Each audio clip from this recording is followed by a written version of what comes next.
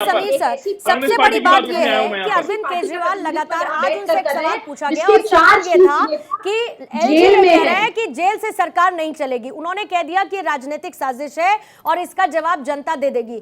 एक तो ये अजीब तरीके की बात कर रहे हैं कि जेल से हम सरकार चलाएंगे। हम सब जानते हैं कि बाय रूल हो क्या क्या सकता है और क्या क्या नहीं हो सकता है, जिसके अपने रिस्ट्रिक्शंस हैं। लेकिन क्या एक तरीके का पॉलिटिकल माइलेज, एक सिंपैथी गेन, इन सब की ये सब इस बात को बल देते हैं कि अरविंद केजरीवाल इस्तीफा देने के लिए तैयार नहीं है? कह रहे हैं कि कम से कम सिंपैथी तो मिले, कम से कम एक इमोशनल उसकी वैल्यू तो इनहांस हो, इसीलिए मैं नहीं देता इस्तीफा, चलिए जेल से चला लूंगा सरकार। देखिए, अरविंद केजरीवाल जिस दिन गिरफ्तार हुए उसी दिन से दिल्ली के अंदर एक इमोशनल माइलेज लेने का आम आदमी पार्टी कोशिश कर रही है। आप देखिए अरविंद केजरीवाल जी की पत्नी जी का, सुनीता जी का बयान लगातार देखिए, शुगर ड्रॉप हो रहा है। ईश्वर करे अरविंद केजरीवाल स्वस्थ रहें। लेकिन उन्होंने कहा कि अरविंद केजरीवाल कोर्ट में खुलासा करने वाले हैं। फिर कोर्ट में अरविंद केजरीवाल ने क्या खुलासा किया? चुनावी चंदे की उन्होंने बात कर दी, लिकर स्कैम से लेके बात उन्होंने कोई नहीं की। और मैं तो कह रहा हूँ कि देखिए, राजनीति की विडंबना देखिए। आज त्यागी जी यहाँ बैठकर कांग्रेस के प्रवक्ता हैं, लेकिन आम आदमी पार्टी को इतना सपोर्ट कर रहे हैं। सबसे पहले लिकर स्कैम कौन लेके आया था? अजय माकन का बयान देख लीजिए आप, सुप्रिया श्रीनाथ का वीडियो देख लीजिए, अलका लांबा का बयान देख लीजिए आप, संदीप दीक्षित का बयान देख लीजिए। पूरी कांग्रेस ने लिकर स्कैम को लेकर जिस तरीके से दिल्ली के अंदर प्रदर्शन किया था और आरोप लगाया था कि 100 करोड़ का लेन देन हुआ है, वही कांग्रेस आज अरविंद केजरीवाल के सामने घुटने टेक कर उनका समर्थन कर रही है। यह बताता है कि किस तरीके से एक भ्रष्टाचारी पार्टी दूसरे भ्रष्टाचारी को सपोर्ट कर रही है कि हम दोनों मिलकर एक ईमानदार मोदी के खिलाफ माहौल बना सके। देखिए, कोर्ट में भी क्या कहा, सुप्रीम कोर्ट में मामला, हाई कोर्ट में मामला गया था। कोर्ट ने साफ बोला कि भाई ये कार्यपालिका मामला, न्यायपालिका में हस्तक्षेप नहीं करेगी, एलजी डिसाइड करेंगे वो मुख्यमंत्री रहेंगे कि नहीं रहेंगे।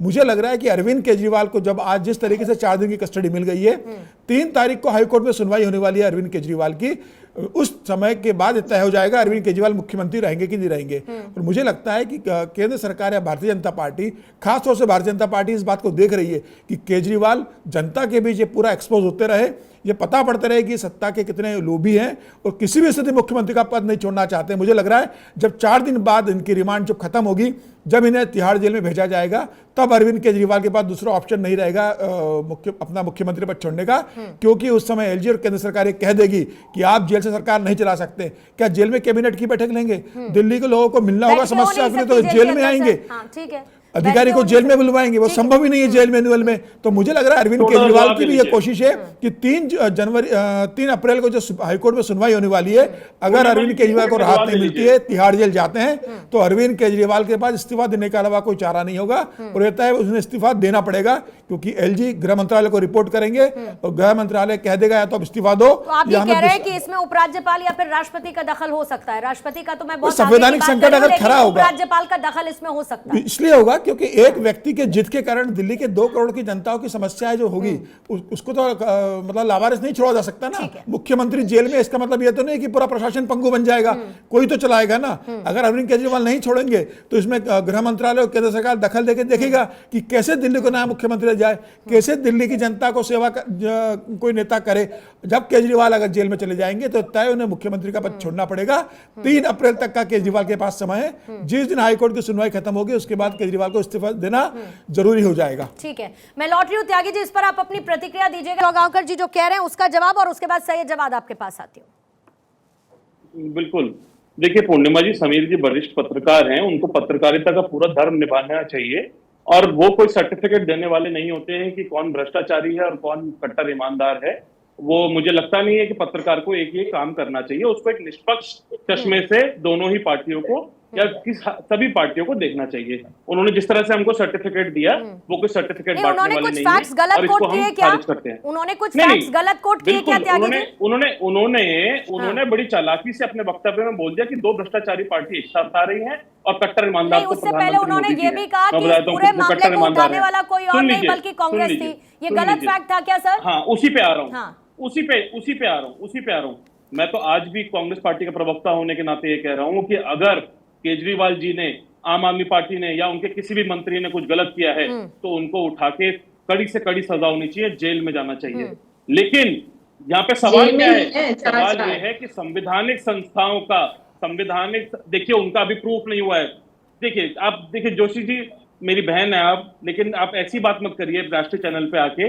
जब तक कोई व्यक्ति आरोपी साबित नहीं हो जाता, जब तक उसका आरोप साबित नहीं हो जाता तब तक उसको आप ये नहीं कह सकते कि वो आरोपी है। बेल दूसरी तक बात नहीं देखिए मिली है कि तीन नेताओं इस तरह को, की केजरीवाल जी बात को छोड़ भी नहीं, देते हैं, बेल नहीं बाकी मिली है, जो तीन बेल नेता नहीं हैं मिली उनको है, ये बेल अलग तक मुद्दा नहीं है मिली है, कि आरोप सिद्ध क्योंकि हो गया है। कोर्ट को लगा सुनिए, कोर्ट को लगा आप कि जैसे उनके ये बताइए कि खिलाफ आरोप सिद्ध हो गया, पर्याप्त मेरी तथ्य बहन है। से ही देखिए सवाल आप लीजिए लॉयर कि नहीं आरोप है, सिद्ध हो गया है मैं भी कि लॉयर नहीं हूँ, आरोप सिद्ध लेकिन हो गया है कोर्ट क्या? को लगा कि आरोप सिद्ध हो पर्याप्त गया है, ये तथ्य है बताइए। उनके पास, हाँ या उनको ना जेल बताइए, में आरोप रखें। सिद्ध हो गया कि नहीं हो गया? आज की भी दूसरी अगर बात देखिए, आप कोर्ट अब की मैं इनके सुनवाई बीच में नहीं बोला देखेंगे था। तो ईडी ने देखिए कहा सवाल है यहाँ कि पे क्लियर पूर्णिमा जी मनी ये है ट्रेल कि एस्टैब्लिश होती देश है, में जिस तरह से कैसे इनको संवैधानिक हवाला के संस्थाओं का जरिए दुरुपयोग हो पैसे रहा मिले, है जिसका कि चुनाव एनडीए आम आदमी गठबंधन जो पार्टी ने है गोवा वो चुनाव में एनडीए प्लस हवाला 3 के है। अच्छा, जरिए एनडीए फंड के लिए प्लस लेकर नेहा जी, जाएंगे, नेहा जी, उसका एनफोर्समेंट इस्तेमाल डायरेक्टरेट गोवा प्लस चुनाव सीबीआई में प्लस किया इनकम नेहा जी, टैक्स।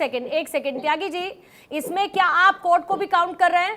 जो संवैधानिक संस्थाएं जिनका दुरुपयोग हो रहा है, जो स्वायत्त संस्थाएं हैं, न्यायपालिका को भी आप इसमें काउंट कर रहे हैं क्या? क्योंकि अगर मैं बाकी आम आदमी पार्टी के नेताओं की बात करूं, मैं मनीष सिसोदिया की बात करूं, मैं संजय सिंह की बात करूं, मैं सत्येंद्र जैन की बात करूं, और इसके अलावा कुछ नाम इस वक्त मुझे क्लिक नहीं हो रहे सर, लेकिन मुझे ये बताइए कि ये सब लोग भी इसमें राहत पाने की कोशिश कर रहे हैं। ये तो कोर्ट में चला गया ना मामला, दलीलों के आधार पर सब कुछ चल रहा है ना, कोर्ट तो साक्ष्य के आधार पर फैसला देती है। इन लोगों को बेल नहीं मिल पा रही। सत्येंद्र जैन को ये तक कह दिया कि आप मेडिकल ग्राउंड्स पर अब बहुत बार बेल ले चुके, अब रहिए कुछ दिन जरा जेल में। पूर्णिमा जी, एनफोर्समेंट डायरेक्टरेट जैसी ड्रैकोनियन एजेंसी को जिस तरह की पावर्स दी हुई हैं इस समय, ये एक चिंता का विषय है। उन पावर्स का गलत फायदा उठा के और भारतीय जनता पार्टी की सरकार के अधीन काम करके वो सिर्फ और सिर्फ विपक्ष को परेशान करने का और देश के जो आम जनमानस के मुद्दे हैं उसको लटकाने और भटकाने का काम भारतीय जनता पार्टी बहुत बखूबी से कर रही है। ठीक है, अब सुन लीजिए, इन्होंने बोला एक बार फिर से ईडी पर आप हमला, जो लड़ाई है, मुझे जल्दी से सर काउंटर आपका लेना होगा त्यागी जी, क्योंकि अभी 2 मेहमान हैं जिनके पास मैं जा नहीं पाई हूं, इसीलिए पहले टू द पॉइंट और उसके बाद फिर आप इलैबोरेट करिएगा। आती हूं सर, आती हूं, जवाब जल्दी से पूरा कीजिएगा। देखिए, भ्रष्टाचार तब नहीं होता है जब अजीत पवार भारतीय जनता पार्टी में आ जाते हैं, भारतीय जनता पार्टी के साथ जुड़ जाते हैं। भ्रष्टाचार तब नहीं होता है जब हिमंता बिस्वा शर्मा, जिन पे ईडी के केस चल रहे थे और प्रधानमंत्री मोदी उनकी बुकलेट लिए घुमा करते थे, उनको भारतीय जनता पार्टी आसाम का मुख्यमंत्री बना देती है। भ्रष्टाचार तब नहीं होता जब छगन भुजबल की फाइल ईडी से खो जाती है, जब वो भारतीय जनता पार्टी के साथ जुड़ जाते हैं। भ्रष्टाचार तब नहीं होता जब नारायण राणे भारतीय जनता पार्टी के साथ जुड़ जाते हैं। भ्रष्टाचार तब नहीं होता पूर्णिमा जी, जब अभी आपने देखा होगा पीछे नवीन जिंदल, जिनके खिलाफ ये लोग बोलते थे कि कोयला घोटाला इन्होंने किया है, कोयले घोटाले में ये संलिप्त है और हजारों करोड़ रुपए का कोयला घोटाला किया है, वो भारतीय जनता पार्टी का दामन थाम लेते हैं और ईडी और सीबीआई के सारे केस उन पे बंद हो जाएंगे। और यहाँ तक कि वो तो कुरुक्षेत्र से उनको लोकसभा का टिकट मिल गया है।